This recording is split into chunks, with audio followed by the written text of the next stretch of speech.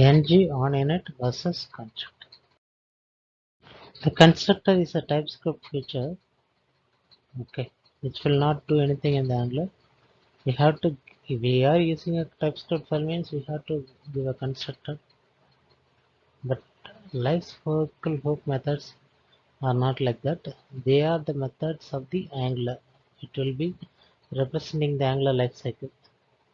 And in NGONINIT, we can add a prototype to the class and Angular will be Angular called its constructor will be transformed to the function for the JavaScript engine. An Angular component is initialized through this NGONINIT, but constructor will be automatically called in any programming language. Business logic can be performed inside the NGONINIT as it is called the first one.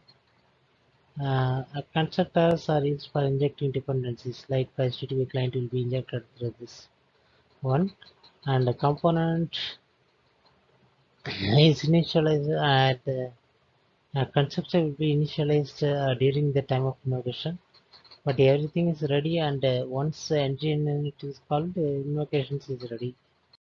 Those are the main differences between them. Thanks team, thanks for the support.